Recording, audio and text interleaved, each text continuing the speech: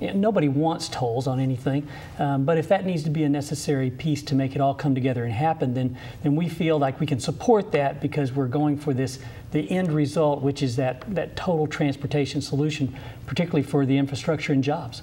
So you don't think tolls on that downtown corridor would put more pressure on the East End Bridge, or it would divert traffic somewhere else, or affect the commerce going back and forth? You don't think that would happen? You know, I think that's a good question, and that's part of this whole research and study that's being done right now with the time of day traffic studies, those kind of things. You're trying to look at the total impact as you build the bridges and look at how that affects the traffic flow throughout the entire metro region. You know, I don't know that just because you say tolls, we don't know how much that tolling amount would be. It could be a relatively small amount that people say, well, you know, this is not that big of a deal. I still want to make that cross river on the 65 corridor. Others may say, you know, I'm gonna go over to the Sherman-Minton Bridge. I'll go that way, or I'll go the 2nd Street Bridge downtown. At least there's some options, and I think that's the critical part, is that there's options still remaining for people to come across the river. Well, since you brought up the amount, how much is too much for tolls that you all in the coalition believe? You know, I think it's good that we've said that the target amount is try to get it at $1. But that doesn't mean it has to be at $1.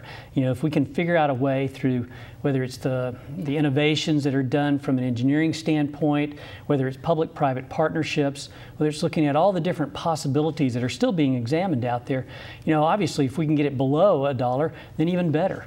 You know, I certainly feel like there's probably an amount that many people would say, you know, I'm okay with that. I can do that on a day-to-day basis.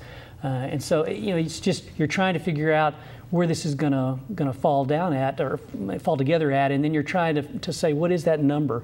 And I think everybody on all sides of this equation are trying to work at, let's get that down as low as possible, because we know it's going to have an impact.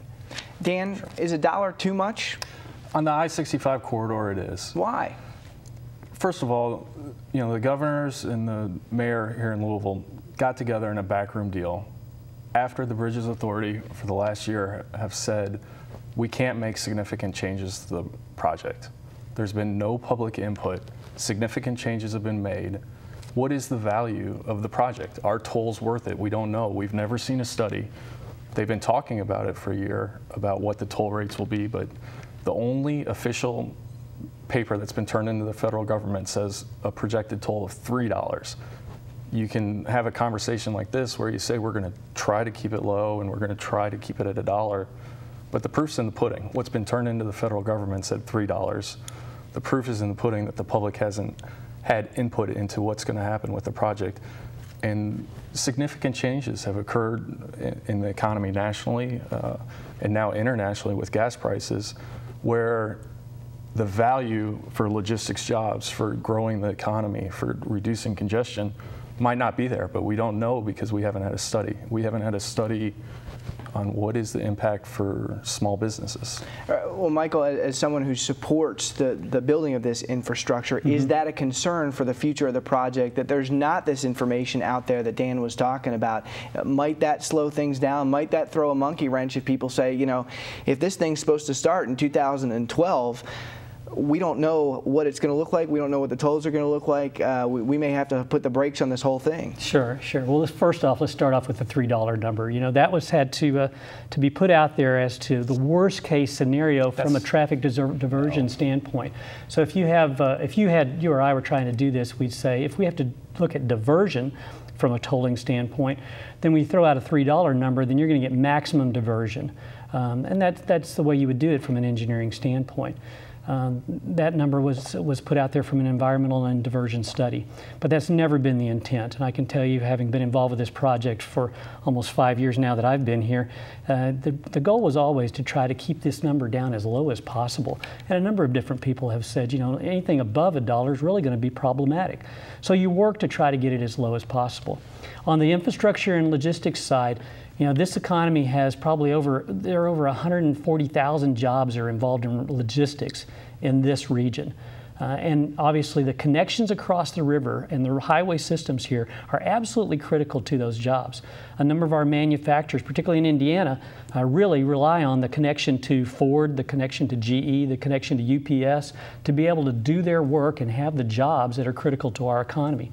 So we don't want to see anything happen that's going to negatively impact that traffic flow, that ability to get product back and forth. If we have that happen, then we can pretty much forget that part of our economy. Okay, I want to briefly move now to how this is going to go and what role you all will be playing in this discussion, because as I mentioned, this is supposed to start in 2012. There's now some information that it might be done before 2022 as was planned.